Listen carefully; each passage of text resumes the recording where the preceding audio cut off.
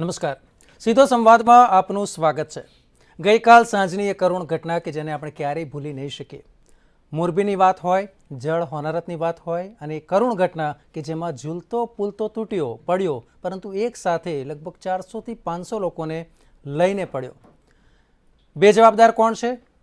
તંત્રએ તેની જવાબદારી બરાબર નિભાવી છે કે નહીં? અનેક સવાલ ઊભા થઈ રહ્યા છે.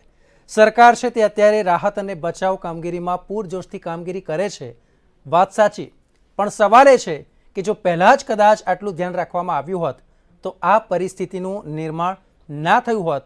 કોઈએ પોતાનો ભાઈ, કોઈએ પુત્ર, કોઈએ પત્ની, કોઈએ માતા, કોઈએ પિતા ના ગુમાવવા પડ્યા હોત. પરંતુ આ કરુણાંતિકા છે એ માટે એક બાબત ચોક્કસ છે કે આ જે ઘટના છે એ માત્ર ને માત્ર તકનીકી ખામી નથી, માનવ દોષ પણ એટલો જ રહેલો છે. આ જ વિષય પર આપણે સીધો સંવાદ કરીશું. શીર્ષક છે હૃદયદ્રાવક કરુણાંતિકા.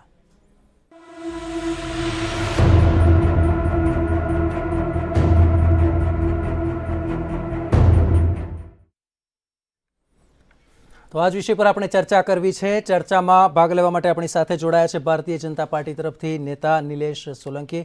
નિલેશભાઈ, આપનું સ્વાગત છે. મુકેશ પંચાલ, નેતા કોંગ્રેસ, આપણી સાથે છે. મુકેશભાઈ, આપનું પણ ખૂબ ખૂબ સ્વાગત છે. વંદના ચૌહાણ, આફત નિવારણ નિષ્ણાત, આપણી સાથે છે, તેઓ પણ જોડાયા છે. વંદાજી, આપનું સ્વાગત છે. એડવોકેટની ભૂમિકા આમાં ખૂબ મહત્વપૂર્ણ હોય છે, ત્યારે એડવોકેટ આદિત્ય ભટ્ટ આપણી સાથે છે, આપનું પણ સ્વાગત. Doctor Vinubhai Patel, structural engineer છે, તેઓ આપણી સાથે જોડાયા છે વડોદરાથી, અને તેમની પાસે કેટલાક ટેકનિકલ પ્રશ્નોનો જવાબ મેળવવાનો આપણે પ્રયાસ કરીશું. પ્રફુલ્લ ત્રિવેદી સર, એસોસિએટ એડિટર, મંતવ્ય ન્યૂઝ, આપણી સાથે છે.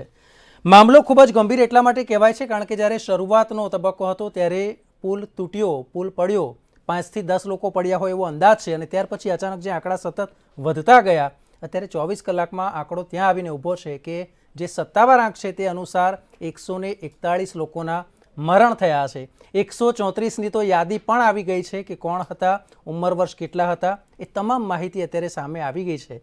ત્યારે સવાલ એ થાય છે કે આ પ્રકારની ઘટના, બે જવાબદારપૂર્વકની ઘટના, અને તે માટે જવાબદાર કોણ?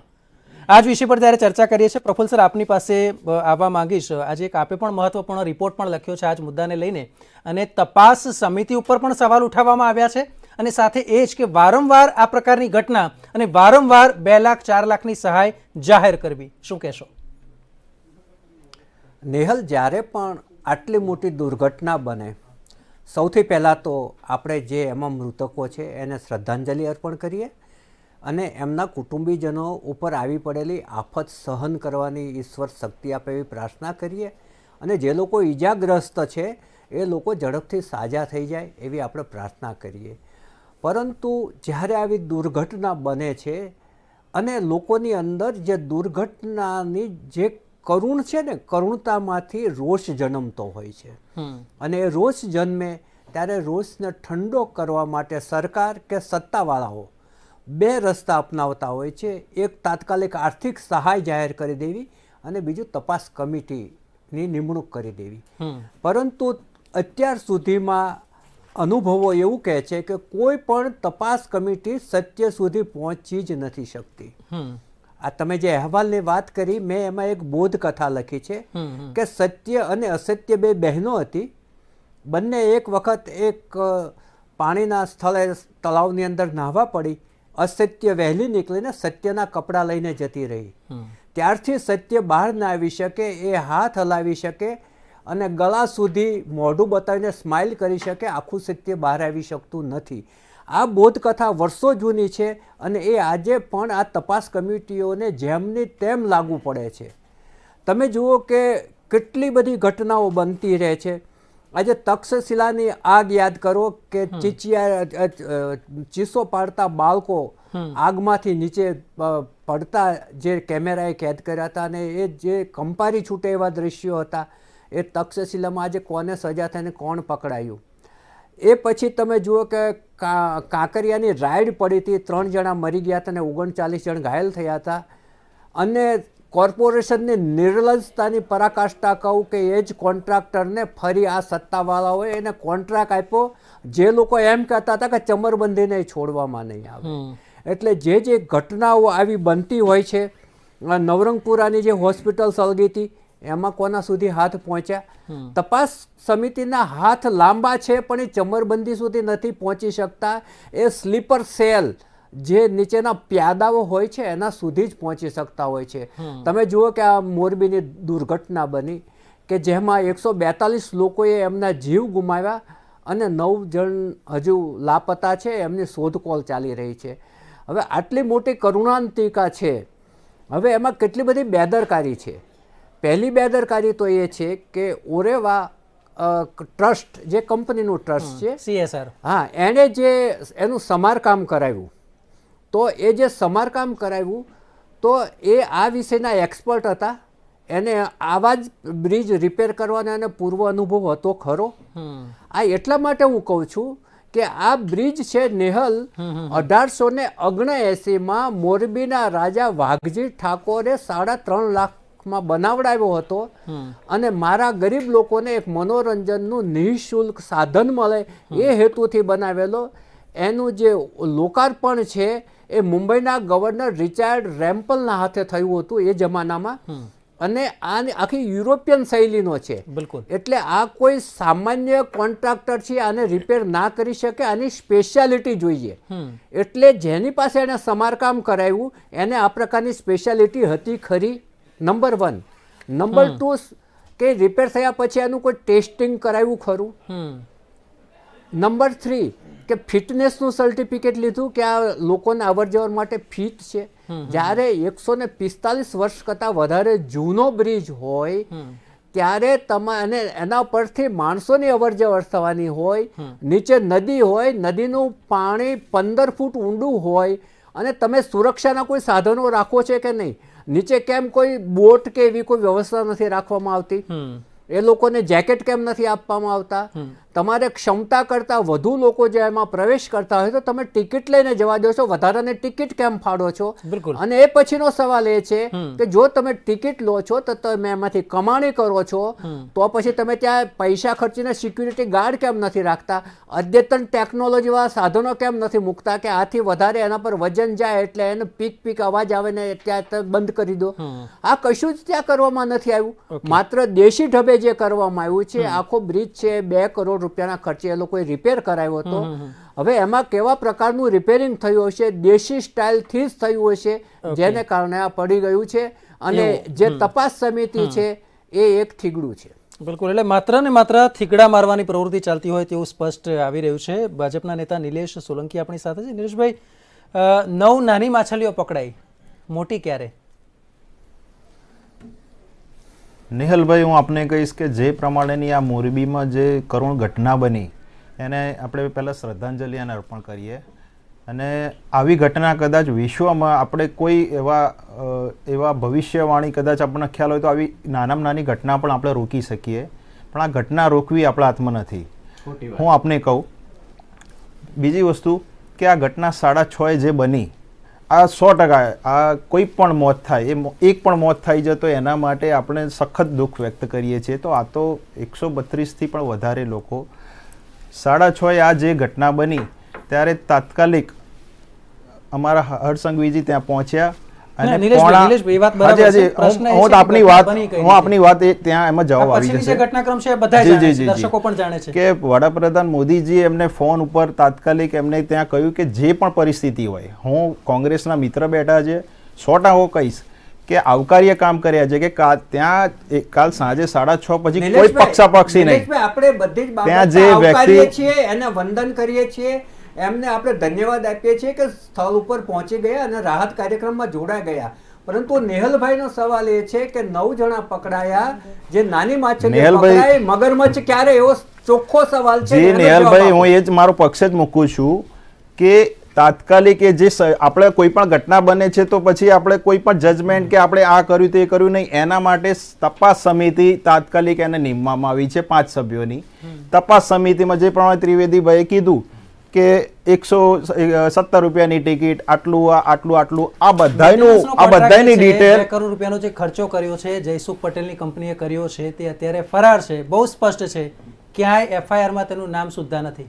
નિહલજી, હું આપને કહું કે માનવવત કદાચ એડવોકેટ જે આપણી આદિત્યભાઈ કદાચ એમાં કહેશે કે 304, 308 અને 114, બરાબર. હું કદાચ કોમર્સનો વિદ્યાર્થી એટલે લોમાં પણ એ જે કલમ લગાવી છે, કલમ તપાસ સમિતિ હજી એની ગઠન કરશે અને તાત્કાલિક એની ઉપર તપાસ કર્યા પછી આપણે આ તપાસના વિષયમાં હું કદાચ જજમેન્ટ નહીં આપી શકું, પણ જ્યારે તંત્ર ત્યાંનું જેટલો બી આનું જે NDRF હોય જેટલે કોઈ પણ, અને બીજી વસ્તુ કે રાજ્ય સરકારે કેન્દ્ર સરકારે સહાય કરી, સહાય હું આપના માધ્યમથી કહીશ કે સહાય કોઈ પણ જીવને રિપ્લેસ કે એના એ પુરવાર કે એના સમકક્ષ નથી હોતી, પણ એ તાત્કાલિક વડાપ્રધાન મોદીજી આજે સવારે કેવડિયાથી એમને સરદાર પટેલની જન્મજયંતિ નિમિત્તે એમને એક પ્રોગ્રામ હતો, ત્યાંથી એમને શરૂઆતથી દુઃખ વ્યક્ત કર્યું અને ત્યાંથી એ કહ્યું કે આ ઘટના ખરેખર ના થવી જોઈએ. એ આપણા ગુજરાતમાં પ્રધાનમંત્રી હતા, એમને ઘણા બધા એમના પ્રોગ્રામ રદ કર્યા.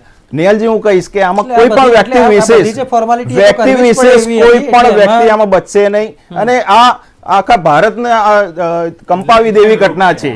કદાચ વખતે ડિબેટમાં આ પ્રમાણેના શબ્દો વાપરીએ છીએ, સાંભળીએ છીએ અને તેમાં બહુ સ્પષ્ટ બોલતા હોય છે કે કોઈ પણ ચમરબંધીને છોડવામાં આવશે નહીં, અને દર વખતે આપણે એ જ કહીએ છીએ કે પહેલા પકડો તો ખરા, પકડો તો પછી એ છોડવામાં નહીં આવે. એ વાત આવે છે. નેહલજી, હું આપને આ વાતમાં કહીશ. પકડાયો નેહલજી, હું આપને આ વાત કહીશ કે હર્ષ સંઘવીજી આ જ યુવા નેતા રાતે આખી રાત ત્યાં હતા, આજ સવારથી ત્યાં છે. બધી વાતો લોકોએ જોઈ છે ટીવી. ત્રિવેદીજી, મને પક્ષ મૂકવાનો મને સમય આપો તો હું તમને આ બધી જ વાત હું કહીશ કે ત્યાં આજ એ જ હર્ષ સંઘવીજી છે કે કોઈ પણ રેપ હોય કે આ તે હોય, કોઈ પણ એક કેસ બને છે તો એ કેસ પણ આપણને એ લાંછન લગાડે છે, પણ એ 17 દિવસ હોય, 43 દિવસ હોય, 59 દિવસ ફાંસીની સજા આપેલી છે. આ ગુજરાતનો એક સારો એવો ન્યાયતંત્રએ સજા આપી, તંત્રએ શું કર્યું? પણ ચાર્જશીટ તો આપીને, ચાર્જશીટ તો આપીને તો તપાસ સમિતિ ઉપર આપણે એટલો તો વિશ્વાસ મૂકવો જોઈએ ને કે તપાસ સમિતિ ઉપર આપણે વિશ્વાસ મૂકીએ, વહેલામાં વહેલી તકે ફાઇલ થાય અને વહેલામાં વહેલી તકે, અથવા તો અમને પણ જો શક્ય હા, હું એ જ હોય તો કહું ફાસ્ટ છું. ટ્રેક એટલા માટે કહીએ છીએ કારણ કે કુલ મળીને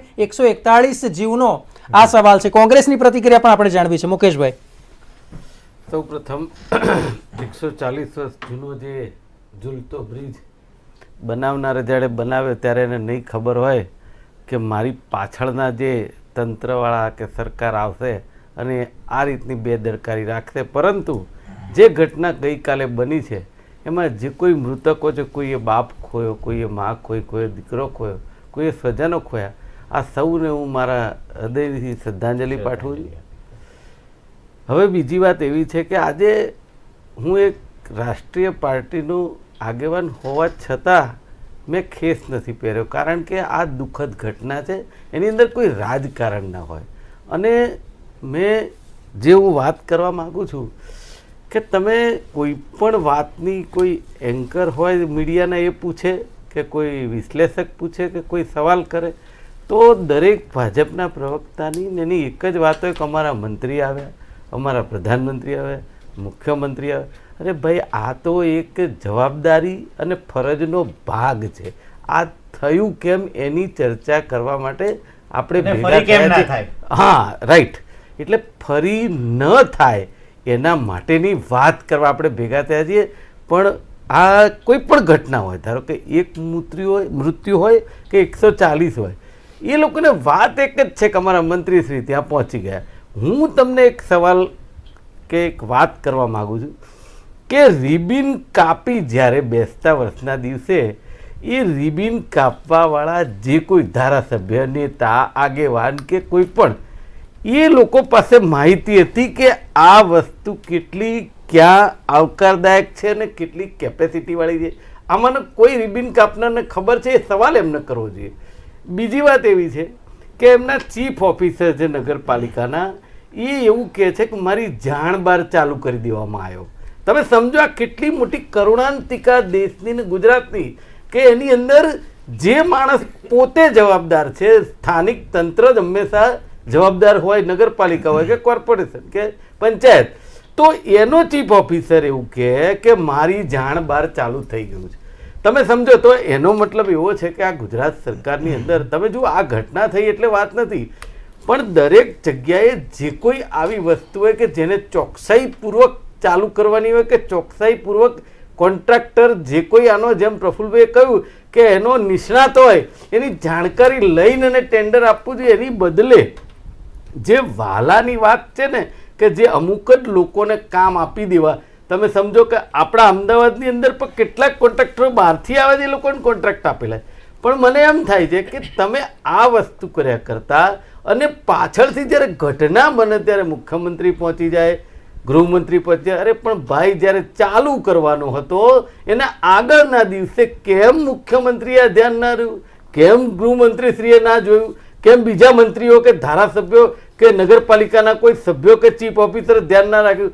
હવે જ્યારે ઘટના બની ત્યારે તમે સાંત્વનાના ભાગરૂપે પહોંચવું એ તો નેતાની એક ફરજ કે સ્થાનિક ધારાસભ્ય કે કોર્પોરેટરની એક ફરજ હોય છે. પણ પહેલા અત્યારે હાલ તમને એક બીજી ધ્યાન દોરવા માંગુ કે ઓરેવા હોય કે કોઈ પણ કંપની હોય, આપણે આનીથી મતલબ જ નથી કે જયસુખભાઈ પટેલ છે કે ગમે તે બીજા કોઈ માણસ છે, પણ જ્યારે નેહલભાઈ આવી ઘટનાઓ દરેક જગ્યાએ ઘટી છે ને ત્યારે મેં જોયું છે કે નાના પટાવાળા હોય કે નાનો કોઈ સુપરવાઇઝર હોય એના ઉપર સીધી તલવાર આવી જાય અને પછી જે લોકો આ તંત્ર ચલાવતા હોય એ નથી આવતું. અને એક બીજી વાત છેલ્લી કહી દઉં કે હવે તમે જુઓ કે તમે મીડિયામાં અને બીજી અનેક જગ્યાએ દ્વારકાની અંદર જે બોટ છે ને એની અંદર 25 કરતા વધારે ઓવર કેપેસિટી, બરાબર. તો એવી રીતે આપણા અટલ બ્રિજ અમદાવાદની વાત છે. હું કહું છું પર્યટક સ્થળ કે આવા કોઈ પણ સ્થળો વિકસાવવા એ સરકારની જવાબદારી છે, પ્રજા માટે કરવું જોઈએ. પણ તેની સાથે સાથે આપણે પ્રજા કે જે કોઈ લોકો હોય જનારા એ લોકોની સમજ પણ આપણે આપવી એટલી જ જરૂરી છે. કારણ કે દરેક લોકોને ફરવા જતી વખતે ખબર નથી હોતી કે આની કેપેસિટી શું હશે. એ કહેવાની ફરજ તો સરકારી તંત્રની જ છે. Okay, fine. આપત્તિ ખૂબ જ મોટી આવી પડી છે એક સાથે જ્યારે આ ઘટના બની છે. આટલા લોકોનો જીવ ગયો છે, અનેક લોકો ઘાયલ પણ થયા છે. અને સાથે વાત એ પણ આવે છે કે જ્યારે કેપેસિટી 100 જણની હતી તો પછી 500 લોકોને આ પુલ પર પ્રવેશ કેમ અપાયો? કારણ કે જે પુલ છે તેની પહોળાઈ માત્ર 4 ફૂટ છે અને તેમાં આપણે સમજી શકીએ છીએ. અને કેટલાક દ્રશ્યો તો એવા પણ આવ્યા હતા કે જ્યારે આપણને એમ થાય કે આપણે સભ્ય સમાજની વાત કરીએ છીએ, પરંતુ બિલકુલ વચ્ચેના ભાગે જે કેટલાક યુવાનો હતા જે મસ્તીથી જબરજસ્તી જે ઝૂલો છે તેને ઝૂલાવવાનો પ્રયાસ કરતા હતા, ત્યારે એ આપણા સંસ્કારને ક્યાંક લજવતા હોય તેવા દ્રશ્યો પણ આવ્યા હતા. એટલે એ બાબતની પણ અહીંયા આપણે ચોક્કસથી વાત કરવી પડશે કે માત્ર આપણે ટિકિટ લીધી એનો મતલબ એ નથી કે આપણે તેનો મિસયુઝ કરીએ. આ પ્રોપર્ટી છે, આ જાહેર સંપત્તિ છે, તો તેને તે રીતે ઉપયોગ કરવો તે પણ એટલું જ મહત્વપૂર્ણ ગણાય છે. બિલકુલ વચ્ચેથી જે પુલ ધડામ દઈને પડ્યો એનું એક કારણ આ પણ માનવામાં આવે છે કે ત્યાં જે પ્રમાણે હરકત કરવામાં આવી એની પણ આ એક અસર હોઈ શકે. રિપોર્ટ તો FSL બાદ આવશે, પરંતુ આ પણ એક શક્યતા નકારી શકાતી નથી. આ જ ઘટનાની જ્યારે વાત કરીએ છીએ ત્યારે હંમેશા આપણે જોઈએ છીએ કે NDRF, SDRF, ફાયરના જવાનો અને તદુપરાંત સૌથી મહત્વપૂર્ણ જે દેશના જવાનો છે એની તુરંત મદદ લેવામાં આવે છે. ત્યારે આપત્તિ વ્યવસ્થાપન શું છે, આપત્તિ નિવારવા માટે શું કરી શકાય તે સમજવું પણ એટલું જ જરૂરી છે. આ ઘટનાની તેની સાથે શું સંબંધ છે તે પણ જાણવું છે. અને તે માટે આપણી સાથે વંદના ચૌહાણ છે, અધિકારી છે ગુજરાત સ્ટેટ ડિઝાસ્ટર મેનેજમેન્ટ ઓથોરિટીના.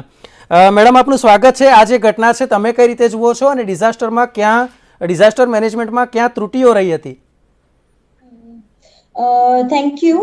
હું ખાલી એક નાની વસ્તુ કરેક્ટ કરીશ. હું ડિઝાસ્ટર મેનેજમેન્ટના નિષ્ણાત તરીકે અલગ અલગ સંસ્થાઓ સાથે કાર્ય કરું છું, જેમાં સરકારી સંસ્થાઓ પણ છે અને બિન સરકારી સંસ્થાઓ પણ છે, કંપનીઝ પણ છે.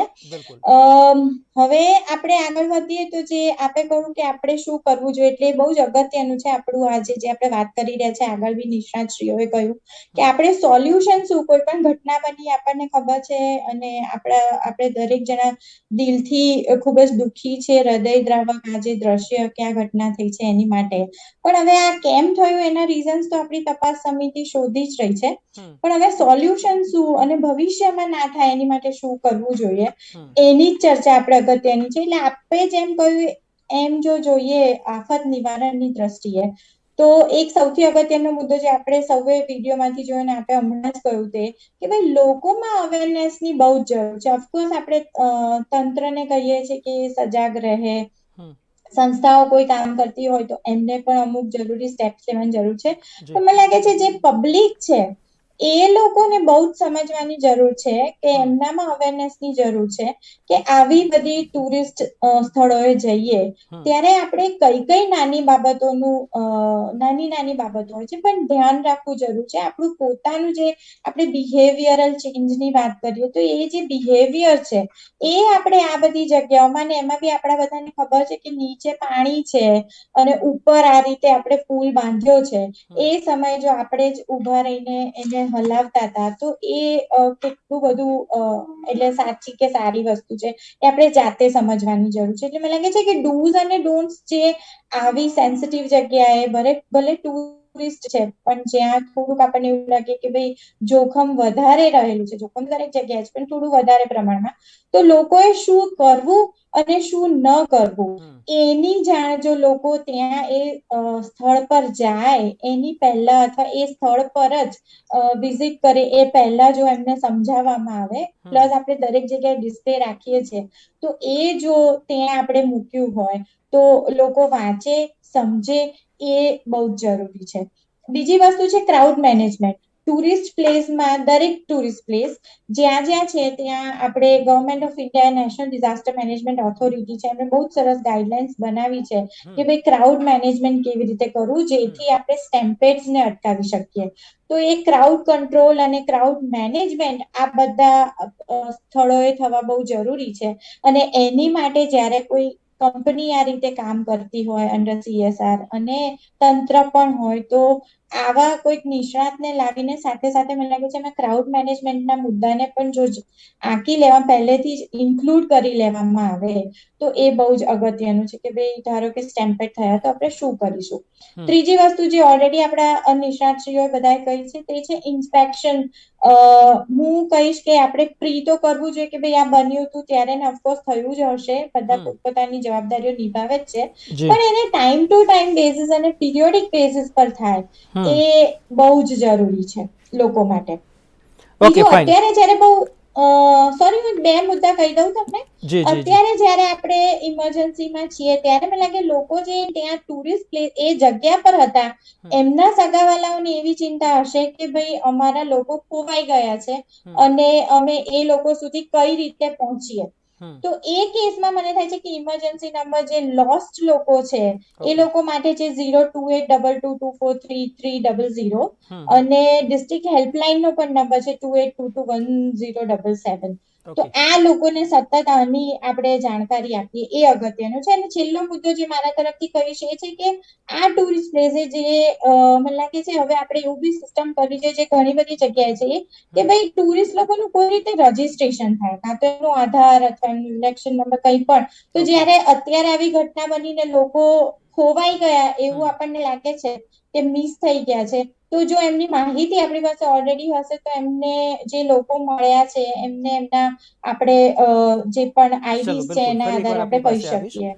ફરી એકવાર આપની પાસે આવી. સૌથી મહત્વની બાબત એ છે કે સૌથી મહત્વની બાબત એ છે કે જ્યારે આ પ્રકારે ખૂબ જ ભીડભાડવાળો માહોલ હોય ને ત્યારે જે તંત્રની બેદરકારી છે એટલા માટે છે કારણ કે અહીંયા ટિકિટ આપીને જવા દેવાતા હતા એટલે એની પાસે આંકડો છે કે કેટલી ટિકિટ ફાટી છે, કેટલા લોકોને પ્રવેશ આપવામાં આવ્યો છે. હવે જો ખબર છે કે માત્ર ને માત્ર 100 લોકોને પ્રવેશ આપવાનો છે તો પછી 400 લોકોને કેમ જવા દીધા તે મોટો સવાલ છે.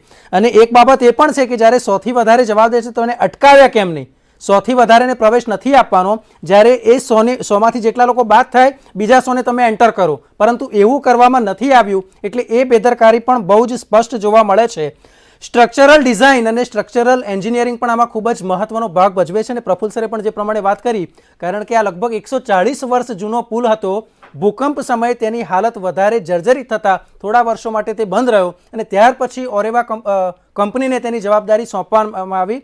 મેન્ટેનન્સની કામગીરી તેને સોંપવામાં આવી. 2 કરોડના ખર્ચે રિનોવેશન કરવામાં આવ્યું. 5 દિવસ પહેલાં બેસતા વર્ષના દિવસે રિબિન કાપવામાં આવી અને ગઈકાલે આ ગોઝારો અકસ્માત થયો જેમાં 141થી વધુ લોકોએ જીવ ગુમાવ્યા છે. ડૉક્ટર વિનુ પટેલ, આપની પાસે આવવા માંગુ છું. સ્ટ્રક્ચરલ ડિઝાઇન આમાં કઈ રીતે મહત્વપૂર્ણ ભાગ ભજવે છે? ખામી ક્યાં રહી હશે?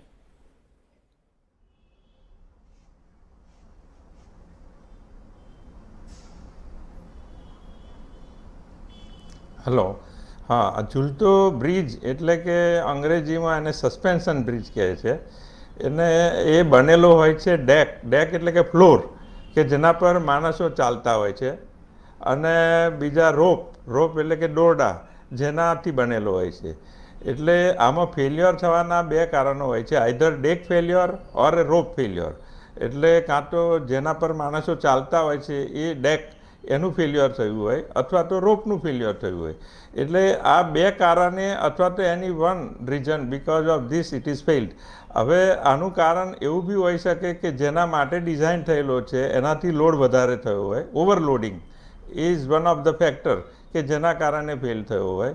બીજી વસ્તુ કે લેટરલ એટલે કે હોરિઝોન્ટલ ઇન્સ્ટેબિલિટી થઈ હોય, માણસો એક બાજુ વધારે હોય, એક બાજુ ઓછા હોય, અથવા એક બાજુ કૂદતા હોય, એક બાજુ ના કૂદતા હોય. એટલે હોરિઝોન્ટલ જે મૂવમેન્ટ થાય એને લેટરલ ઇન્સ્ટેબિલિટી સ્ટ્રક્ચરલની ભાષામાં કહીએ. તો આ કારણે બી ફેલ્યોર થયું હોય.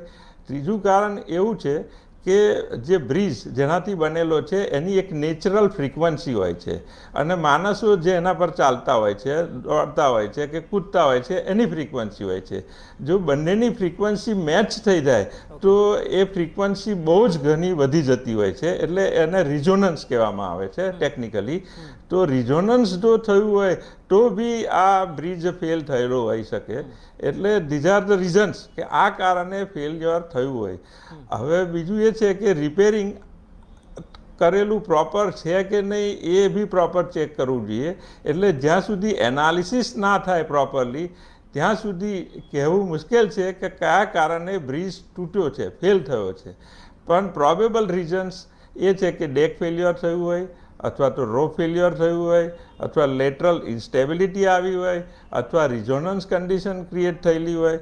પરંતુ કોઈ બી બ્રિજ આપણે ચાલુ કરીએ તો એની પ્રોપર ડિઝાઇન થયેલી હોય છે. તો સ્ટ્રક્ચર મારે આપની પાસેથી એ જાણવી છે કે જ્યારે આ બ્રિજના ઉપયોગની વાત આવે છે તો એનું સર્ટિફિકેટ હોવું મસ્ટ છે.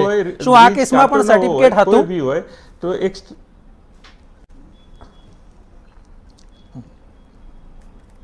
જરૂર ફિટનેસ સર્ટી એ તો હવે આપણને મને ખબર નથી, પરંતુ સ્ટ્રક્ચરલ સ્ટેબિલિટી સર્ટિફિકેટ હોવું જરૂરી છે. Fitness certificate. અને એનો ઉપયોગ કરતા પહેલા એનો load test, real load test કરેલો હોવો જોઈએ કે ખરેખર એના પર આટલા માણસો ચાલી શકશે કે નહીં ચાલી શકશે. હવે ઓવરલોડ થયું છે કે જે બી કારણ હોય, પરંતુ એનાલિસિસ કર્યા પહેલા કહેવું મુશ્કેલ છે. Okay, fine. તો જે પ્રમાણે આ ઘટના ઘટી છે, દુઃખદાયી ઘટના તો છે, એક મોટી કરુણાંતિકા છે, અને નહીં માત્ર ગુજરાતમાં પરંતુ દેશભરમાં અત્યારે ચર્ચાનું કેન્દ્ર એ છે કે એવા કયા કારણો છે કે આ પ્રકારની ઘટના ઘટી. નવું વર્ષ છે, સારા દિવસો હતા, અને તે સમયે આ ઘટના ઘટી છે, જે ખૂબ જ દુઃખદ છે. આગળ પણ આપણે આ વિષય પર ચર્ચા જારી રહેશે. હાલ સમય છે એક બ્રેકનો. તો બ્રેક બાદ આપનું સ્વાગત છે. કરુણાંતિકાની વાત છે, મોરબીની વાત છે કે જ્યાં ગઈકાલે જે દુર્ઘટના સર્જાઈ, જેમાં અચાનક જે આનંદનો માહોલ હતો, કિલ્લોલનો માહોલ હતો, એ ક્યાંક શોકમાં પરિવર્તિત થઈ ગયો. એવા અનેક એવા ગામના અનેક લોકો કે જેમણે અચાનક પોતાનો જે પરિવાર છે તેમાંથી હવે પરિવાર બાકાત થઈ ગયો. જામનગરનું ધ્રોલ તાલુકાનું એક ગામ એવું ગામ છે કે જ્યાં એક જ કુટુંબના 7 લોકો, વિચાર કરો, આખો પરિવાર ગાયબ થઈ ગયો. આખો પરિવાર પાણીમાં ગરકાવ થઈ ગયો, સ્વર્ગે સીધાયા. ત્યારે સવાલ એ થાય છે કે આ માટે જવાબદાર કોણ? ઓરેવા જવાબદાર ગણાય? જયસુખ પટેલ કે જેનો હજી સુધી પતો નથી લાગ્યો એ જવાબદાર ગણાય? પોલીસ જવાબદાર ગણાય? પોલીસ જવાબદાર એટલા માટે આપણે સીધું પૂછી રહ્યા છે કારણ કે તપાસ કરવાનું કામ પોલીસનું છે, અને જનતા રાહ જોઈ રહી છે કે ક્યારે પકડાશે. નાની માછલીઓ હાથમાં આવી ગઈ છે, મોટી ક્યારે આવશે એ સૌથી મોટો સવાલ અત્યારે સતાવી રહ્યો છે આપણને સૌને. ચર્ચાનો દોર આગળ વધારવો છે. આદિત્ય ભટ્ટ એડવોકેટ આપણી સાથે છે. આદિત્યભાઈ, આપણી પાસે આવવા માંગુ છું. સમગ્ર જે મુદ્દો છે કાયદાકીય દ્રષ્ટિએ કઈ રીતે જુઓ છો એ પણ આપણે સમજવું છે, ને સાથે દર્શકોને એ પણ જણાવવું છે કે કારણ કે પ્રેક્ટિકલી દર્શકો એ ના જાણતા હોય, સમાચારમાં અમે વાંચતા હોય કે કલમ 308, કલમ 114, કલમ 304 લગાવવામાં આવી, પણ એ કલમથી શું થાય એ દર્શકોને સમજાવો. FIRની કોપી મારા મોબાઈલમાં છે, અને 3 કલમો છે, 304, 308 અને 114. ઓકે, 304 એટલે culpable homicide not amounting to murder, એટલે મર્ડર નથી પણ ક્યાંક તમે આ બાબતે સજાગ રહ્યા હોત તો આ દુર્ઘટના અટકાઈ શક્યા હોત. તો culpable homicide not amounting to murder. 308 એટલે attempt to commit culpable homicide not amounting to murder. જે બચી ગયા એના માટે 308, જે ગુજરી ગયા એના માટે 304. અને એમાં ક્યાંક સહિયારી જે રિસ્પોન્સિબિલિટી છે એના માટે 114, કારણ કે આના માટે કોઈ એક વ્યક્તિ જવાબદાર ના હોય. મને જે ખૂબ દુઃખદ વાત લાગે છે એ છે, હું 3 આરોપીઓના નામ વાંચી રહ્યો છું. જુલતોપુર મેન્ટેનન્સ કરનાર એજન્સી, ઓકે, મેનેજમેન્ટ કરનાર એજન્સી, તપાસમાં ખુલે તે. મને આ FIR વાંચીને આક્રોશ થાય છે, કારણ કે આ FIR કંઈ બીજી મિનિટે રજીસ્ટર કરવામાં આવેલી FIR નથી. આ જે તપાસ કરનાર અધિકારી છે જેણે આ ફરિયાદ રજીસ્ટર કરી છે એને એટલું પણ ખબર નથી કે ઝૂલતો પુલ મેન્ટેનન્સ કરનાર એજન્સીનું નામ શું છે, મેનેજમેન્ટ કરનાર એજન્સી બીજી વખત શું કામને લખ્યું છે. બિલકુલ ક્લુલેસ ડિરેક્શનમાં ક્યાંક પબ્લિકનો આક્રોશ શમવા માટે, એને શાંત કરવા માટે કંઈક આપણે બતાવવું છે, એટલે 304, 308, 114 કંઈક આપણે બતાવી દઈએ. અને this also gives a lot of leeway કે કોને આરોપી બનાવવા અને કોને આરોપી ના બનાવવા. હવે જો તમે મને પૂછશો મારા દ્રષ્ટિકોણથી કે આ વોટ ઇઝ ધીસ, આ ફેલિયર કોનું કહેવાય, તો હું એવું કહીશ કે આ ફેલિયર માત્ર કોઈ એક વ્યક્તિનું, કોઈ એક સંસ્થાનું નથી. This is a systemic failure. અને સિસ્ટમિક ફેલિયર કેમ છે એનો મારે એક દ્રષ્ટિકોણ આપવો છે. જેમ સાહેબે કીધું, વિનુભાઈ સાહેબે, કે એક સ્ટ્રક્ચરલ સ્ટેબિલિટી રિપોર્ટ હોવો જોઈએ. તો સ્ટ્રક્ચરલ સ્ટેબિલિટી રિપોર્ટ એટલે એક આર્કિટેક્ચરનો એંગલ આવ્યો કે તમે સ્ટ્રક્ચરલ એંગલથી આ પુલની સ્ટેબિલિટી માપી હતી કે નથી માપી. હવે માનો કે સ્ટ્રક્ચરલ સ્ટેબિલિટી રિપોર્ટ પોઝિટિવ નહોતો, તો તેવા સંજોગોમાં આ બ્રિજને ઇનોગ્રેટ કરવાની પરમિશન કોણે આપી? હવે જે ચીફ ઓફિસર છે નગરપાલિકાના, જે નગરપાલિકા લેવલે સંપૂર્ણપણે જવાબદાર વ્યક્તિ ગણાય, એ એવું કહે છે કે મને ખબર જ નથી. તો આ તો તમે સૌથી પહેલા તમે 304 ના ભાગીદાર બન્યા, કારણ કે તમે તમારી જવાબદારીમાં ક્યાંક બેકાળજી દાખવેલી છે, જવાબદારીમાંથી છટકી ગયા. યુ કેનોટ સે, તમે જ્યારે ચીફ ઓફિસર છો, આખા નગરનો હવાલો તમારી પાસે છે, તમે ના કહી શકો કે મારી જાણ વગર આ પુલ ઇનોગ્રેટ થઈ ગયો છે. પછી વાત એ આવે કે આ કોન્ટ્રાક્ટ અવોર્ડ કેમ કરવામાં આવ્યો, આ કોને અવોર્ડ કરવામાં આવ્યો, શું એની પાસે પ્રોપર એક્સપર્ટીઝ હતું કે નહોતું. અને બહુ બધા વિરોધ કરે છે ઓરેવાનો. હું એક વસ્તુ કહીશ, આપણા દેશમાં ઘણી બધી વસ્તુઓ પહેલી વાર બની રહી છે. ફોક્સકોન ને વેદાંતા પહેલી વખત સેમિકન્ડક્ટર બનાવે છે, તો વેદાંતા પાસે પણ સેમિકન્ડક્ટર બનાવવાનો એક્સપિરિયન્સ નથી. એટલે let us not only talk about experience. હું એવું કહું છું કે ચલો બનાવી દીધો, તમે મેન્ટેનન્સ કરી દીધું, તો એનું પ્રોપર ચકાસણી કરનાર સંસ્થા કઈ? હું મ્યુનિસિપાલિટીઝ એક્ટની અંદર જોઈ રહ્યો હતો કે આ બાબતે બાયલોઝ શું કહી રહ્યા છે, આ બાબતે રૂલ્સ શું કહી રહ્યા છે, અને there is complete silence about it. અને આ બહુ દુઃખદ છે. એનું કારણ કહું, મને આ એક ઘટનાના આમાં તો માત્ર આક્રોશ છે, કારણ કે આપણે ગમે તેટલું આ ટીવી ડિબેટની અંદર આક્રોશ વ્યક્ત કરી દઈશું, આ મૃતકો પાછા નથી આવવાના, પરંતુ મને ચિંતા એ છે કે આવી ઘટનાઓ ફરી ફરીને થતી રહેશે અને આપણે માત્ર ડિબેટ કરતા રહીશું. કાંકરિયા સમયે જ્યારે એ ઘટના બનેલી ત્યારે ખબર પડી કે આ જે ફન પાર્ક છે, એના જે બધા વિશાળ ઇન્સ્ટોલેશન્સ છે, એને પિરિયોડિકલી ચેક કરવા, ઇન્સ્પેક્ટ કરવા માટે કોઈ બાયલોઝ જ નથી. ચાલો, મારે એક મકાન બનાવવું હોય તો બિલ્ડિંગ બાયલોમાં મારે 4 જગ્યાએ પરમિશન લેવી પડે છે, BU પરમિશન લેવી પડે છે, અને આવડો મોટો તમે બ્રિજ બનાવી દીધો, આની કોઈ BU પરમિશન જ નહીં.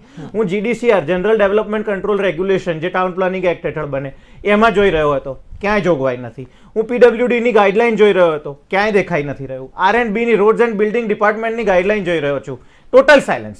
હવે જો આ બાબતે તમે જ્યારે કોઈ રૂલ્સ જ નથી બનાવ્યા, કોઈ કાયદાનું માળખું તમે નથી બનાવ્યું, ત્યારે કઈ વ્યક્તિને જવાબદાર ઠેરવશો? તમારી પાસે કમ્પ્લીટ લીવે છે, આટલા આ 5 જણાને સિલેક્ટ કર્યા, આ 8 જણાને સિલેક્ટ કર્યા, આ લોકો જવાબદાર, બાકીના બધાને અમે ક્લીન ચીટ આપી દઈએ છીએ. જો આ તમે સાહેબે જે વાત કરી એ પ્રમાણે, ત્રિવેદી સાહેબે જે વાત કરી કે અહીંયા આગળ સત્ય તો થોડુંક ડોક્યા કરીને પાછું જતું રહે છે. જવાબદાર હશે કદાચ 8 જે 9 જણા છે, 8 જણા છે, એમનો ક્યાંક ને ક્યાંક ભાગીદારી હશે આ ગુનામાં, પરંતુ કેટલા બધા લોકો એવા છે કે જેણે સદંતર બેકાળજી દાખવી અને તેમ છતાં એમના તો નામ ક્યાંય આવી જ નથી રહ્યા. અને હું તો તંત્રની પણ વાત કરીશ, મહેરબાની કરીને અને રાજકીય એંગલથી ના જોતા, પણ વાત કરવી બહુ જરૂરી છે. હું કહીશ, જ્યારે લોકો પુલની નીચે પડ્યા ત્યારે જે પાણી છે, પાણી નથી, આખા મોરબી શહેરનો ત્યાં કૂડો અને કચરો ત્યાં આગળ ઠલવાયેલો છે. જો મોટા મોટા આપણે સુએટ ટ્રીટમેન્ટની પ્લાન્ટની વાત કરતા હોઈએ તો એ ક્યાં આગળ છે? તમારે બધા જે દર્દીઓ છે, જે મૃતકો છે, તેમને છેક રાજકોટ કેમ લઈ જવા પડે? ધેટ શોઝ કે મોરબીમાં તમારી પાસે હેલ્થ ઇન્ફ્રાસ્ટ્રક્ચર નથી. રાજકોટથી તમારે કેમ ફાયર બ્રિગેડ બોલાવવી પડે. ધેટ શોઝ કે તમારી પાસે ફાયર ઇન્ફ્રાસ્ટ્રક્ચર મોરબીની અંદર નથી. તો આ તો તંત્રની સામૂહિક જવાબદારી અને તંત્રનું સામૂહિક ફેલિયર છે. અને આપણે 1, 2, 8 જણાના નામ લઈ લીધા અને 8 જણાને આપણે કદાચ બની શકે આજીવન કેદની સજા કરી દઈશું. પરંતુ મને રોપવેનો ડર છે, મને એક્સેલ વર્લ્ડનો ડર છે, મને ફન પોઈન્ટનો ડર છે કે જ્યાં આગળ આવી ઘટનાઓ ફરીથી થવાની શક્યતા છે અને એના માટે ના તો કોઈ ગાઈડલાઇન્સ છે, ના કોઈ બાયલો છે, ના કોઈ રૂલ્સ છે, ના કોઈ રેગ્યુલેશન છે. એટલે જ્યારે ઇન્ડિયા વિકાસ કરી રહ્યું છે ને ત્યારે ટુરિઝમ એક મહત્વનો એંગલ છે. નવી નવી વસ્તુ આપણે લાવી રહ્યા છીએ. તો એના માટે કોણ ક્યારે ક્યાં કેવી રીતે જવાબદાર છે, હુ વિલ એન્ફોર્સ ધ લો, અને આમાં બહુ સ્પેશિયલાઇઝેશનની જરૂર પડે. જેમ વાત કરીને દરેક જગ્યાએ પોલીસ ના હોય, અહીંયા આગળ આર્કિટેક્ટની પણ એટલી જ જરૂર છે, અહીંયા ટાઉન પ્લાનિંગ ઓફિસરની પણ એટલી જ જરૂર છે. આ બધા ક્યાં છે? ક્યાંય નથી દેખાઈ રહ્યા. અને જેથી કરીને કહું છું કે આ આખું લેજિસ્લેટિવ અને પોલિસી લેવલનું ફેલિયર છે. આપણે પેન અને પેપર લઈને we have to rework it, otherwise આવી ઘટનાઓ ફરીને થતી રહેશે અને આપણે આ જ રીતે ચર્ચાઓ કરે રાખીશું, પરંતુ there will be no reforms about this system.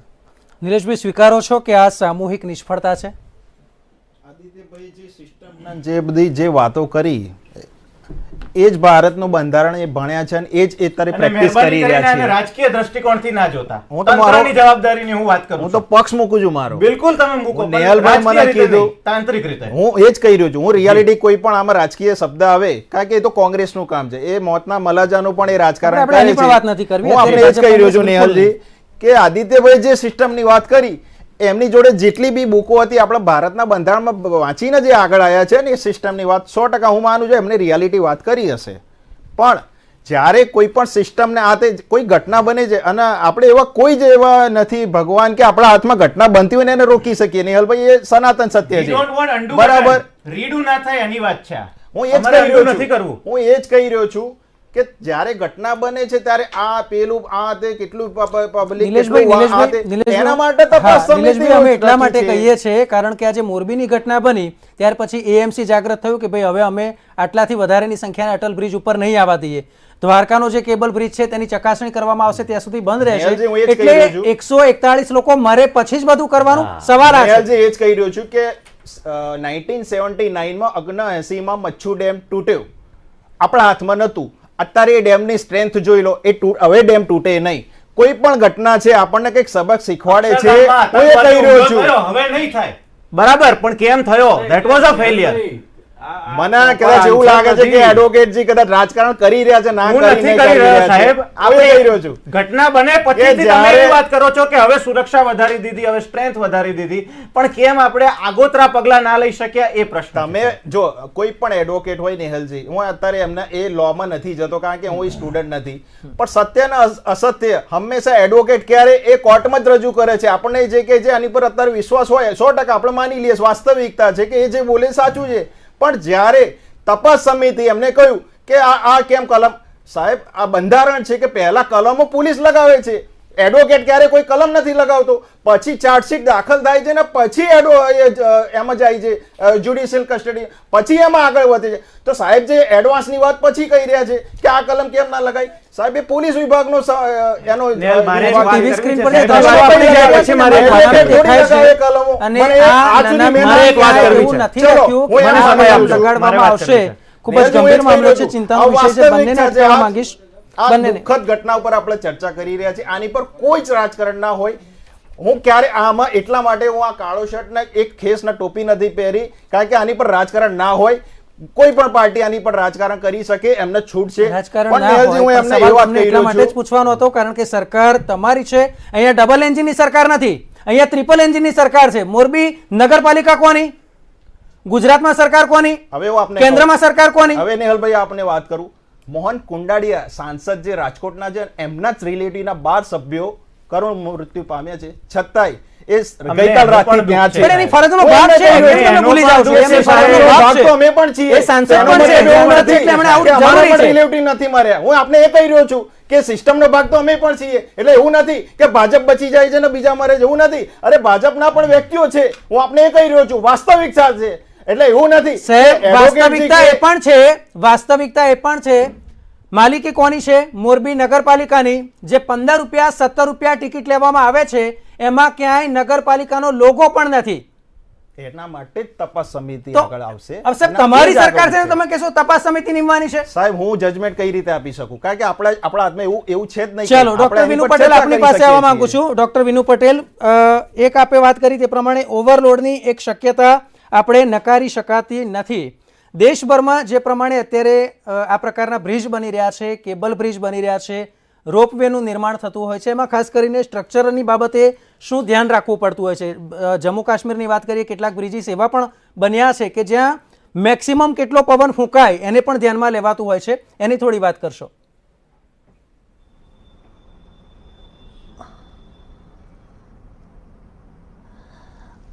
હા, એટલે સ્ટ્રક્ચર, કોઈ બી સ્ટ્રક્ચર ડિઝાઇન કરવાની હોય તો એના માટે dead load, live load, wind load, earthquake load, snow load if it is there, આ બધા લોડની ગણતરી કરીને એના પ્રમાણે ડિઝાઇન કરવાની હોય છે. પર્ટિક્યુલરલી હું જો આ બ્રિજની વાત કરું તો આ બ્રિજ તૂટ્યો ત્યારે wind load was not governing, earthquake load was also not governing, but because of live load જે પબ્લિક જે છે, જે may be it will be overloaded or as I told you કે ભાઈ પબ્લિક કૂદતી હોય એક બાજુ અને એક બાજુ ઓછી હોય તો લેટરલ ઇન્સ્ટેબિલિટી થઈ હોય, આ બી કારણ હોઈ શકે. એટલે આવા કારણો સ્ટ્રક્ચરલ ફેલ્યોર છે. આ this is a structural failure. Okay, એટલે આવું ના થાય એના માટે ખરેખર પહેલાં ત્યાં આગળ ગાઈડલાઇન્સ હોવી જોઈએ કે આટલા જ માણસોએ જવું જોઈએ અથવા આનાથી વધારે માણસોએ ના જવું જોઈએ, અને માણસોએ જવું જોઈએ તો આ પ્રમાણે ચાલવું જોઈએ કે આ પ્રમાણે કૂદવું ના જોઈએ, અથવા તો તમે નાવડીમાં બેસો તો બધા સિમેટ્રિકલી બંને બાજુ સરખે બેસાડે છે. એવી રીતના આમાં બી તમારે પ્રોપર ગાઈડલાઇન, કોઈ બી પબ્લિક પ્લેસ હોય તો ત્યાં પ્રોપર ગાઈડલાઇન્સ હોવી જોઈએ કે એને કેવી રીતના ઉપયોગ કરવો જોઈએ. અને બીજી વસ્તુ એ છે કે ત્યાં પ્રોપર સેફટી મેજર્સ બી હોવા જોઈએ કે આ બ્રિજ તૂટે તો નીચે શું સેફટી ફેક્ટર હોય, એવા સેફટી મેજર્સ બી રાખેલા હોવા જોઈએ. કોઈ બી પબ્લિક પ્લેસ હોય, આ બ્રિજની વાત નથી કરતો, પણ કોઈ બી પબ્લિક પ્લેસ હોય તો એના માટે proper guidelines, how to use it, અને એના માટે પ્રોપર સેફટી મેજર્સ રાખવા જોઈએ. જેવી રીતે નાવડીમાં બેસો છો, કોઈ જગ્યાએ તમે બોટિંગમાં જાઓ છો તો તમને જેકેટ પહેરાવે છે કે તમે પડો પાણીમાં તો બી તમે તરી શકો, બચી શકો. એવી રીતના સેફટી મેજર્સ હોવા જરૂરી છે. This is what I believe. Okay fine. જે પ્રમાણે આપણી ચર્ચા ચાલી રહી છે, ફરી એકવાર આપણે ડિઝાસ્ટરની વાત કરવી છે. વંદના ચૌહાણ આપણી સાથે છે. મેડમ, એક બાબત એ પણ મારે જાણવી છે કે જ્યારે આ પ્રકારની ઘટના બનતી હોય છે ત્યારે હંમેશા જ્યારે આવું કંઈ થાય એટલે આપણે તરત એ વાત સામે આવે કે ભાઈ એનડીઆરએફની આટલી ટીમ છે તે ખડકવામાં આવી છે. એનડીઆરએફ, એસડીઆરએફ, ફાયર વિભાગ કઈ રીતે મદદરૂપ થતું હોય છે આ ઘટનાઓમાં? એ લોકોનો વધારે પડતો રોલ છે જે સર્ચ અને રેસ્ક્યુમાં હોય છે. આ પ્રકારની જ્યારે ઘટનાઓ બને ત્યારે તરત ત્યાં પહોંચીને જે લોકોને જે શક્ય હોય તેટલા લોકોનો જીવ બચાવી અને એમને એક સેફ જગ્યાએ પહોંચાડવા, એ મુખ્ય કામ હોય છે. ફાયર હોય, એનડીઆરએફ હોય કે એસડીઆરએફ હોય. કારણ કે જનરલી એવું હોય છે કે અમુક જે સ્કિલ્સ એડવાન્સ લેવલની હોય જેનાથી લોકોને બચાવી શકાય, ઝડપથી બચાવી શકાય, ટેકનિક્સ વાપરીને બચાવી શકાય, એ આ ત્રણેય ટીમો પાસે એની ખાસ તાલીમો હોય છે, જેના લીધે એ લોકો એ રીતે મદદરૂપ થઈ શકે છે. Okay fine. પ્રફુલ્લ સર, આપની પાસે આવવા માંગીશ કે સમિતિનું ગઠન થઈ ગયું છે અને સાથે જ કેટલીક એવી પણ બાબત સામે આવી છે કે સમિતિનું ગઠન થયું છે, પરંતુ જો રિટાયર્ડ જજની કમિટી બેસાડવામાં આવે તો વધારે યોગ્ય અને તેનો ન્યાય મળી શકે, આવી પણ બાબત એક સામે આવી છે. શું ખરેખર તપાસ સમિતિ તપાસનું કામ કરશે કે પછી એઝ ઇટ ઇઝ રૂટીન પ્રક્રિયાની જેમ ફીંડલું વળી જશે? મોટા ભાગની તપાસ કમિટીઓ છે એ કોઈ જ સત્ય સુધી પહોંચી શકતી નથી. મેં પહેલાં પણ તમને કહી દીધું. અને ક્યારેક તો નેહલભાઈ એવું બને છે કે 5 દિવસ કે 25 દિવસ પછી લોકો પણ ભૂલી જાય છે, એટલું જ ને મીડિયા પણ ભૂલી જાય છે. મીડિયા પણ ક્યારેય ઓથોરિટીને પ્રશ્ન નથી, હું મારી જાતને પણ એમાં ગણું છું, એ ક્યારે સવાલ નથી કરતા કે પેલી કમિટી નિમાઈ તેનું શું થયું, કોને સજા થઈ, કોઈ પૂછતું જ નથી. ઘણી વખત તો એવું થાય છે કે રિપોર્ટ આવી જાય અને રિપોર્ટમાં XYZને સજા કરવાની વાત કરવામાં આવે અને XYZ મળે ત્યાં હોય તો એ આખો રિપોર્ટ માળગે ચડી જાય, ક્યારે માળગેથી નીચે ઉતરે જ નહીં. આ એક આખી સરકારી સિસ્ટમ છે. હવે જે આપણે વાત આખી જે આદિત્યભાઈએ કરી એ મને થોડી વધારે ગમી છે, એ હું આગળ લઈ જાઉં છું કે બોટિંગ છે, રોપવે છે, ફન પાર્ક છે, વધુ લોકોને ઉપર નીચે લઈ જતી લિફ્ટ છે, આ બધું છે ને એ વારંવાર ચેકિંગ થવું જોઈએ, એનું સુપરવિઝન થવું જોઈએ. આના તમે MOU કરો ઓથોરિટી સાથે ત્યારે એમાં આવી બધી શરતો મૂકેલી હોય છે કે તમારે આટલા લાયસન્સ જોશે, લાયસન્સ લઈ લે, પરંતુ વચ્ચે કોઈ ચેક જ નથી કરતું. તમને જો કાંકરિયાની રાઈડ તૂટી પડી ત્યારે ના તો કોર્પોરેશને એની જવાબદારી લીધી કે ના PWD એ લીધી, કારણ કે PWD એ લાયસન્સ ઓથોરિટી હતી. એને કહ્યું કે ચેકિંગ કરવાની ઓથોરિટી હું નથી, એ કોર્પોરેશન છે. એટલે બંને એકાબીજીને ખો આપતા રહ્યા. ત્યારબાદ PWDએ કેટલાક નોર્મ્સ નવા નક્કી કર્યા.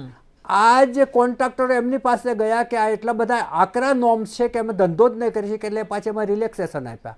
એટલે આ આખી એક સરકારી સિસ્ટમને જે લૂપ હોલ્સ છે એની વાત કરું છું.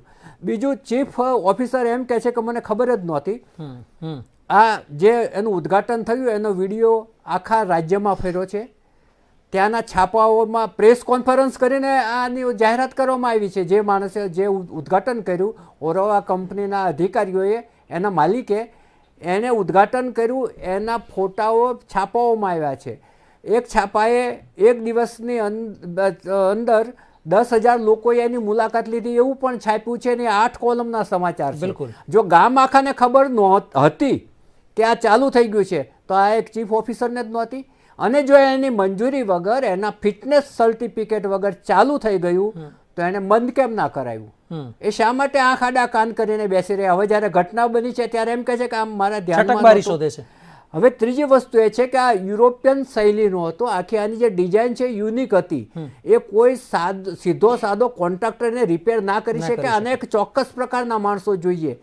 કેમ આખા નેશનલ કક્ષાનું ટેન્ડર બહાર પાડીને એવી કોઈ કંપનીને આવકારવામાં ના આવી કે જે એને પ્રોપર રિપેર કરે? મને તો એવું લાગે છે કે તમે 2 કરોડમાં રિપેર કરાવ્યું એટલે દેશી સ્ટાઇલમાં રિપેર થયું છે. જે સ્ટાઇલમાં થવું જોઈએ એ સ્ટાઇલમાં નથી થયું.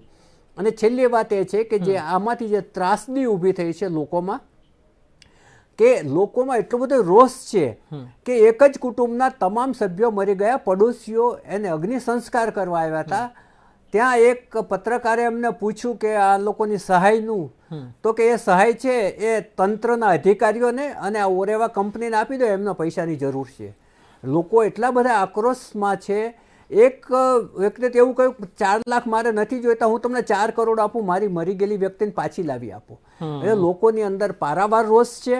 અને આ રોષ છે એ સ્વાભાવિક ક્રિયા છે, કારણ કે એક સાથે જ્યારે કોઈનું ફેમિલી મેમ્બર ના હોય તો પણ આટલા બધા સબ જે નજર સામે જુએ, અને જે અત્યારે તમે ટીવીમાં દ્રશ્યો જુઓ તો પણ કંપારી છૂટે છે અને આંખમાં પાણી આવી જાય. નાના નાના બાળકો અને ભૂલકાઓ જેનું જે મૃત્યુ થયું છે એ, અને આ જ્યારે આટલી મોટી ઘટના હોય ત્યારે તમારે બેદરકારી કોની અને બેદરકાર વ્યક્તિ કોણ એ તમારે શોધવું જ પડે. અને ના શોધો તો તમારી પણ એની સાથે મિલીભગત છે નક્કી થઈ જાય. કેમ કે ચીફ ઓફિસર છે ને, આજે આ જે રાજાએ બનાવ્યો બ્રિજ ત્યારે એમાં ફ્રી મનોરંજન હતું. હવે તમે કંપનીઓને એનું મેન્ટેનન્સ કરવા આપો છો. કેમ? તમને આટલા બધા ટેક્સીસ આવે છે, એમાં તમે મેન્ટેન નથી કરી શકતા? તમે GST સહિતના મલ્ટિપલ કરોડો રૂપિયાના ટેક્સીસ ઉઘરાવો છો, તમે જાતે મેન્ટેન કરો. હવે તમે ખાનગી કંપનીને કોન્ટ્રાક્ટ આપો કે તમે આમાંથી પૈસા કમાવ અને વધે એમાંથી રિપેરિંગ કરો. આ પ્રકારની જે મેન્ટાલિટી છે, આજે અમદાવાદ મ્યુનિસિપલ કોર્પોરેશન જેવા કોર્પોરેશનમાં પણ આવી મેન્ટાલિટી છે કે આજે જે રાઇડ પડી હતી એ 20 વર્ષ માટે આપી દીધી છે, અને જેની રાઇડ પડી એને બ્લેક લિસ્ટ કરવાના બદલે એને જ ફરી કોન્ટ્રાક્ટ આપવામાં, અને એટલા માટે કે એ એક ભાજપના માજી કોર્પોરેટરનો ભય છે, માજી કોર્પોરેટર મહેન્દ્ર પટેલ આ ઘનશ્યામ પટેલ. એટલે એક બાબત બહુ સ્પષ્ટ થાય છે કે એક માણસની કિંમત કેટલી, તો સરકારી ચોપડે 4 લાખ. 4 લાખ તમને મળે છે ને તમે ખુશ થઈ જાઓ, તમારું જીવન જતું રહેશે, તમે મરી જાઓ છો, કોઈ ફિકર નથી. બસ તમારી કિંમત 4 લાખ, તમારે જે કરવું હોય એ કરો. સ્પષ્ટ વાત ત્યાં આવીને ઊભી રહે છે. જે પ્રમાણે આપણે ચર્ચા કરી રહ્યા છે, ચર્ચાનો દોર આપણે આગળ વધારવો છે. મારે કોંગ્રેસના નેતાને પણ એક સવાલ મેં વિચારીને રાખ્યો છે, અને તે વચ્ચે જ્યારે આપણે ચર્ચા કરીએ છીએ, એડવોકેટ કંઈ કહેવા માંગે છે? સર, મોરબી આખા હિન્દુસ્તાનની અંદર સૌથી વધારે હાઈએસ્ટ પર કેપિટા ઇન્કમ ધરાવતું સિટી છે. તો તો મ્યુનિસિપાલિટી પાસે પ્રોપર ઇન્ફ્રાસ્ટ્રક્ચર ના હોય, રિસોર્સિસ ના હોય કે લો એન્ડ ઓર્ડરનું એન્ફોર્સમેન્ટ ના થઈ શકે એ માન્યમાં આવે એવી વાત નથી. અહીંયા આગળ બેદરકારી છે. આ એક મુદ્દો. અને બહુ જ ટૂંકમાં એક મારો બીજો મુદ્દો કહી દઈશ. મારો જે આ આક્રોશ છે એનું કારણ એ છે કે આ બાબતે ચર્ચા વિચારણા કરીને આવી ઘટનાઓ ફરીથી ના બને એ બાબતે પગલાં લેવામાં આવે. 1996ની અંદર 2 પ્લેન સામસામા ભટકાયેલા દિલ્હીની હવાઈ સડકની ઉપર, અને ત્યારે આખા હિન્દુસ્તાન લેવલે ભારતે નક્કી કર્યું કે અમે દરેકે દરેક એર ટ્રાફિક કંટ્રોલ સ્ટેશનની અંદર પ્રાઇમરી અને સેકન્ડરી રડાર નાખીશું, અને હિન્દુસ્તાનની સરહદની અંદર જે કોઈ પ્લેન પ્રવેશશે એની અંદર પણ એક રડાર નાખવામાં આવશે. તો આને કહેવાય પોલિસી લેવલના પગલાં. તો મારે તંત્રમાં જે પોલિસી મેકર્સ તમામ સભ્યો છે એને એટલી જ નમ્ર વિનંતી છે કે આવા કેટલા બધા ટુરિઝમ સ્પોટ આવી રહ્યા છે, એ બધી જ જગ્યાએ આ ઘટનાઓ રિપીટ ના થાય એના માટે પોલિસી લેવલનું થિંકિંગ જરૂરી છે. રિએક્ટિવ પગલાં, તંત્રની કામગીરી અદ્ભુત છે, સમયસર પહોંચી ગયા છે અને બચાવની કામગીરી ખૂબ સારી રીતે થઈ છે અને એ બાબતે તેમને બિરદાવવા જ જોઈએ. પરંતુ આવી ઘટના ના થાય તે બાબતનો આ આક્રોશ છે, કારણ કે આવું વારંવાર થાય છે અને માત્ર ડિબેટ સુધી આપણી વાતો સીમિત રહી જાય છે. માત્ર ડિબેટની આ વાત નથી, આ ક્યાંક વાત એ પણ છે, વાત સંવેદનાની પણ છે. જે મૃતકો છે એના જે પરિવારજનો છે એની સુધી પણ આપણે વાત પહોંચાડવી છે, સરકાર સુધી પણ આપણે આ વાત પહોંચાડવી છે કે ડિબેટ એમ જ નથી કરતા. મુદ્દો એવો છે ત્યારે સરકારે ક્યાંક આ મુદ્દે ગંભીરતાથી પગલાં લેવાની જરૂર છે, કારણ કે જ્યારે આટલા લોકોના મૃત્યુ થાય છે, નિધન થાય છે, ત્યાર પછી તો બધું જ કરવાનું જ હોય છે. એ સરકારની જવાબદારીનો એક ભાગ છે. પરંતુ આગળ આ પ્રકારની ઘટના ના થાય તે માટે શું પગલાં ભરવામાં આવશે એ સૌથી ગંભીર અને ચિંતાનો વિષય છે. મુકેશભાઈ માટે જે હું વાત કરતો હતો, બહુ સ્પષ્ટ છે કે વેદનાની ચરમસીમા એટલા માટે કહેવાય છે કારણ કે જે વ્યક્તિએ કહ્યું છે ને કે ભાઈ સરકારને હું 4 કરોડ આપું, જીવ પાછો આપો, શક્ય છે? કઈ રીતે જુઓ છો મુકેશભાઈ? હવે મને તમે થોડો ટાઈમ આપો તો વાત કરું, કારણ કે તમે જે વાત કરી ને 4 લાખની, એ પહેલાં કહી દઉં કે આર્થિક સહાય જાહેર થઈ જાય અને એના કુટુંબને સાંત્વના મળી જાય એવું ક્યારેય કોઈ ચોપડીમાં લખ્યું નથી. પણ દરેક ઘટના વખતે જાણે કે પ્રધાનમંત્રી શ્રી હોય કે મુખ્યમંત્રી, સરકાર કોઈ પણ હોય, હું કોઈ સરકાર ચાલુ છે એની વાત નથી કરતો, પણ એ સહાયની જાહેરાત કરી દે 4 લાખ કે 6 લાખ. થોડીક છણાવટ કરું કે તમે 6 લાખ રૂપિયા આજે બેંકની અંદર મહિને એની ઇન્કમ થાય તો 2-3 હજાર રૂપિયા, તમે સમજો કે આજે 10, 15, 20, 25 હજાર કમાનારો માણસ જો જતો રહે અને તમે 5 હજાર રૂપિયા મહિને આવી સહાય કરો, એ શક્ય છે? એનું બચવું, એ કુટુંબનું શું થાય એ વિચારવાનું કોને? દેશના પ્રધાનમંત્રી હોય કે મુખ્યમંત્રી, એને જ વિચારવાનું. બીજી વાત તમને કરું, એમણે એક વાત કરી કે બીજી પાર્ટીઓ રાજનીતિ કરે એમાં વાંધો નથી, પણ હું નથી કરતો. અરે ભાઈ, આવી આજના દિવસે તો આવી સુફિયાણી વાતો ના કરો, કારણ કે આજે ગૃહમંત્રી અને મુખ્યમંત્રી શ્રી બધા ગયા છે અને કંઈ વાંધો નથી. પોલીસના જવાનોએ કામ કર્યું, મોરબીની જનતાએ કામ કર્યું. આ પોલીસના વડાએ પ્રેસ કોન્ફરન્સમાં કહ્યું કે મોરબીની જનતાએ કામ કર્યું છે અને જે તમારું તંત્ર હતું એ 1.5 કલાકે પહોંચ્યું છે, અને જ્યાં તરતા જેને આવડતું હતું એ લોકો પહેલાં પડે. ભલે પછી જે કોઈ તંત્ર કામ લાગ્યું એ તો લાગવું જ પડે, પણ હું એવું કહેવા માગું છું કે આવી કોઈ જગ્યા હોય ને, જેમાં આદિત્યભાઈ કીધી ખૂબ સારી કે એની નીચે, અને બેન વંદનાબેને કહું કે ભાઈ નીચેની સાઈડે જ્યારે આવું કોઈ ઝૂલતો પુલ હોય એની નીચે એવું કંઈક સુવિધા હોવી જોઈએ કે હું કહું છું કોઈ કૂદીને કોઈ છોકરો પડ્યો કે કોઈ વ્યક્તિ પડ્યો તો એને બચાવી લેવાની કઈ રીતે કાર્યવાહી કરવી, એ નીચે કંઈક એવું પ્રોવિઝન હોવું જોઈએ. એટલે એવી કોઈ સુવિધા સુરક્ષા માટે નીચે હોવી જોઈએ. બરાબર. બીજી વાત છે કે એમણે કહ્યું કે અમે કરીએ છીએ સુવિધા, આવી કોઈ ઘટના બને તો, અરે સાહેબ, ઘટના બને એની કદી રાહ ન જોવાની હોય. જે કોઈ તમે સ્ટેચ્યુ ઓફ યુનિટી બનાવ્યું છે ને, ત્યાં પણ હું તમને એક દાખલો આપવા માગું છું કે ત્યાં બોટિંગ સિસ્ટમ છે પાણીની, ત્યાં એક વ્યક્તિને એનું ફેમિલી ગયું હતું, એ જે રીતે બોટિંગ ગઈ ને અને પછી એનો જે ઝટકો આવ્યો, એ લોકો 3 દિવસ એમને આંચકો આવી ગયો. મેં એને એવું કહ્યું કે મને કે ના, ત્યાં જે રીતે આપણને બેસાડવામાં આવે છે એ રીતે જ પછી આ બોટિંગ થાય છે, અને મેં એનો વિડીયો જોયો, એ બોટ ઊંધી પડતા રહી ગઈ. તો મારું એવું કહેવું છે કે પર્યટક સ્થળો બધા વિકસાવી શકાય, પબ્લિકને ગમે એવું દરેક વસ્તુ કરી શકાય, સાથે સાથે એની સિક્યોરિટી અને એની જાનનું જોખમ કેટલું છે તમામ વસ્તુઓના પાસા ચકાસી અને જો કોઈ પણ સરકારો કરે તો મને એમ લાગે છે કે વાંધો ના આવે અને આવી ઘટનાઓ ઓછી બને. હું નથી કહેતો કે બને જ નહીં, ક્યારેક કોઈ ઘટના બની પણ શકે, પણ આ જે ઘટના ઘટી છે એ કંઈ નાની ઘટના નથી. અને આના ઉપરથી સબક લઈ અને તમે જે દ્વારકા અને અમદાવાદ ઉપર નિર્ણય લેવા માંડ્યા, તો અમદાવાદમાં પહેલા દાડે જ્યારે અટલ બ્રિજ ખુલ્યો ત્યારે પબ્લિકનો મેળાવડો હતો, કેમ તે દિવસે ના નિર્ણય લેવામાં આવ્યો? ત્યારે શું બધા નેતાઓ બધા ઊંઘતા હતા અધિકારીઓને? આપણે ચીફ ઓફિસરની વાત કરીએ છીએ, આપણે પોલીસ જવાનોની વાત કરીએ છીએ કે એમણે આ કલમ ઉમેરી. સાહેબ, આ નેતાઓનો હાથો બને છે આ ઓફિસરો અને પોલીસ જવાનો.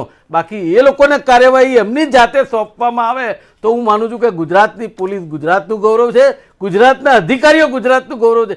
પણ એના હાથમાં દોર રહેવા દીધો નથી અને અધિકારીઓને પાંગડા બનાવી દેવામાં આવે એના કારણે. બાકી તમે આટલું મોટેથી નામ બોલો છો, જયસુખ પટેલ ઓરેવા કંપની, જયસુખ પટેલ ઓરેવા કંપની, આનો તમને ક્યાંય જવાબ મળ્યો? ક્યારેય નહીં મળે. અને આ પહેલાં આવી ઘટનાઓની આપણે અહીંયા ડિબેટ કરી છે, જે વકીલ સાહેબે કીધું બહુ સાચી વાત છે, ડિબેટ સુધી સીમિત થયું છે અને એમ કહે છે કે તમે રાજકારણ કરો. અરે પણ ગુજરાતની પ્રજાનો અવાજ બનવો લોકશાહીમાં એ તો વિરોધ પક્ષનો એક ભાગ છે. તમને શેની ચિંતા થાય છે આટલી બધી કે તમે કોંગ્રેસ પક્ષ કોઈ પણ વિરોધ પક્ષ હોય એ બોલી ના શકે? આ ક્યાંની લોકશાહી છે? મને કંઈ સમજાતું નથી. મને એમ થાય કે પ્રભુ તેમના આત્માને શાંતિ આપે અને આમને કંઈક સલાહ આપે. સમયની મર્યાદા છે, મારી પાસે એક અડધી મિનિટ છે. છેલ્લે પ્રફુલ્લ સર આપની પાસે જ આવવા માંગતો હતો. એક બાબત મારે સ્પષ્ટ એ જાણવી છે કે આ પ્રકારની જ્યારે ઘટનાક્રમ થતો હોય છે, આ એક ઘટના, પરંતુ દર મહિને 2 મહિને આ પ્રકારની થાય છે, તંત્ર સબક ક્યારે લેશે? હું તમને એક ઘટના યાદ કરાવવા માંગતો હતો. 2 દિવસ પહેલા રિવરફ્રન્ટની અંદર ક્રૂઝમાં બેસવા જતા એક મહિલા પાણીમાં પડ્યા, ગરકાવ થઈ ગયા. સદનસીબે એને તરતા આવડતું હતું એટલે ઉપર આવી ગયા. જેમને તરતા ના આવડતું હોત તો આવી જ ઘટના સાબરમતીમાં પણ નોંધાઈ હોત એક મહિલા માટે. એટલે જે તંત્રએ છે બોધપાઠ લેવો જ જોઈએ. કોઈ પણ દુર્ઘટના બને એ પછી અને સરકારે જો મતદારોને દ્રષ્ટિએ રાખી અને એમાં બાંધછોડ નહીં કરવી જોઈએ. જેમ PWD ના નિયમો લૂઝ કરી નાખ્યા, જે રીતે એક જ મિનિટમાં પૂરું કરું, જે રીતે પેલી હોસ્પિટલમાં લોકો સળગી ગયા કોરોનાના દર્દીઓ, એ પછી હાઈકોર્ટે નિયમો ટાઈટ કરવાનું કહ્યું તો ઇમ્પેક્ટ ફી લઈ આવ્યા. આ ઇમ્પેક્ટ ફી છે એ નબળું સમાધાન છે. કેમ કે હોસ્પિટલો ઉપર તવાઈ આવેલી પરિસ્થિતિ હતી ને ડોક્ટરે રજૂઆત કરી એટલે આ નબળું સમાધાન કરી આપ્યું. બહુ સ્પષ્ટ વાત કરી. સમયની મર્યાદા છે. નિલેશભાઈ, આપણે કહેવા માંગતા હતા, અડધી મિનિટ આપું છું પ્લીઝ. નિહલભાઈ, હું આપને કહીશ કે આ 100% આક્રોશ છે અને રહેશે અને થવો જ જોઈએ, કારણ કે મનુષ્યને ગુમાવ્યો છે. પણ જે પ્રમાણેની હું કહું છું, આપણા જે માનવીની પણ એક હરખાઈ હોય છે કે સિસ્ટમ હું માનું છું, ચલો હું પણ સિસ્ટમનો ભાગ છું, પણ સિસ્ટમને તમે એટલું તો ના કરો કે તમે પણ એમના ભાગ છો. આપણે 2014 થી કે 27 વર્ષથી ઘટના નથી થતી. હું આપને કહું ના થવી જોઈએ, હું આ પક્ષમાં છું. જે વ્યક્તિ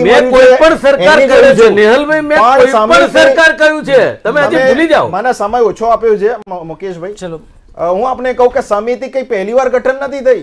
આ તો આઝાદ થયા ત્યારથી સમિતિ ગઠન થાય છે. એટલે એ તો આપણો બંધારણનો વિષય છે, એટલે બંધારણના વિષય ઉપર છોડી દો. પણ આમાં વ્યક્તિ વિશેષ હું આપને વ્યક્તિ વિશેષ કોઈ બચાવવામાં નહીં આવે. ભારતીય જનતા પાર્ટીનો સંકલ્પ છે અને સરકારનો સંકલ્પ છે. પરિણામ જે આવે છે એકદમ ચોંકાવનારા આવે છે, લોકોને બિલકુલ એક્સપેક્ટેડ ના હોય તે પ્રકારના પરિણામ આવે છે. એ બાબત પણ આપણે વિચારવાની જરૂર છે. આ સાથે આપણે આ ચર્ચા અહીંયા સમાપ્ત કરીએ છીએ. નિલેશ સોલંકી, મુકેશ પંચાલ, વંદના ચૌહાણ, આદિત્ય ભટ્ટ, ડોક્ટર વિનુભાઈ પટેલ, પ્રફુલ્લ ત્રિવેદી સર, આપ સૌનો ખૂબ ખૂબ આભાર.